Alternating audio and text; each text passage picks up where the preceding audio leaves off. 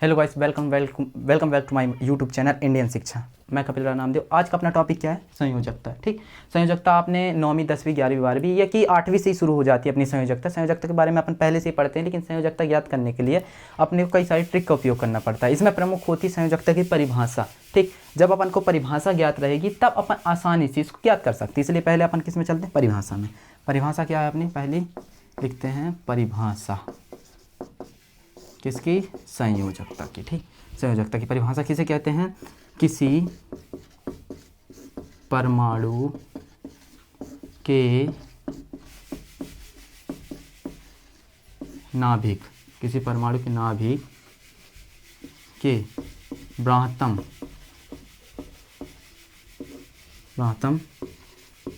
कक्ष में उपस्थित इलेक्ट्रॉनों की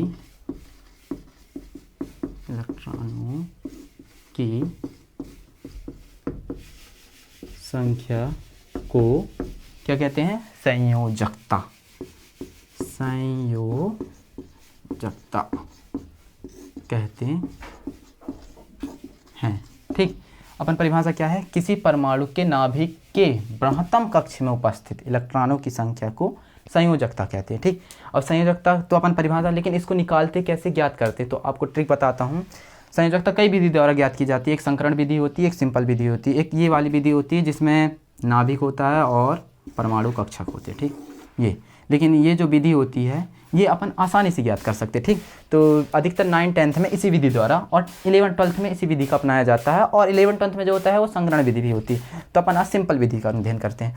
तो अपन एक तत्व लेके चलते हैं जैसे संयोजकता ज्ञात करने के लिए। तो अपन यहाँ लेके चलते हैं किसकी?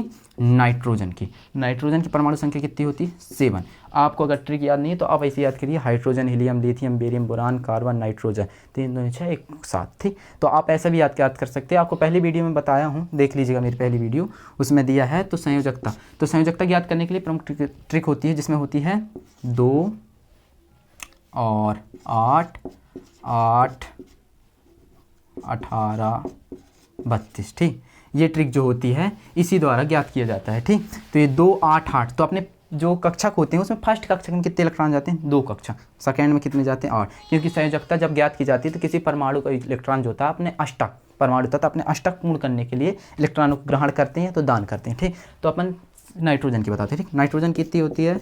7।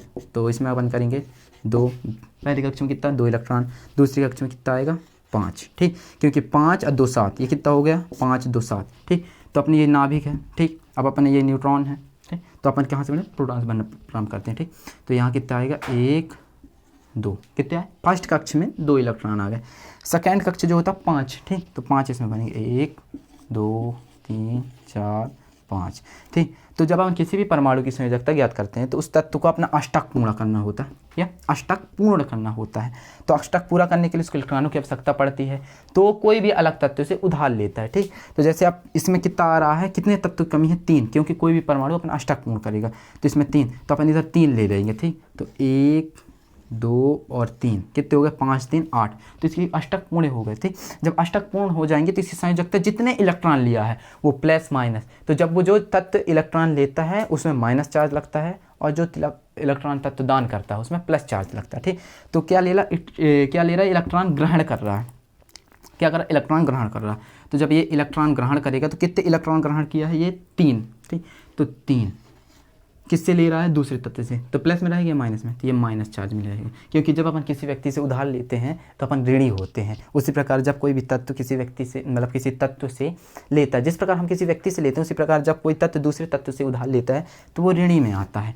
तो नाइट्रोजन की संयोजकता कितनी होगी? -3। उसी प्रकार अपन, मैं और तत्व बता दे रहा हूँ, जैसे अपन यहाँ पर ले सकते हैं फ्लोरीन। ठीक, तो फ्लोरीन कितना होता है? 9 होता है। ठीक, तो 9 होगा, तो जब इसका 9 होगा तो इसका कितना आएगा? 2 और 7। ठीक, 7 2 9।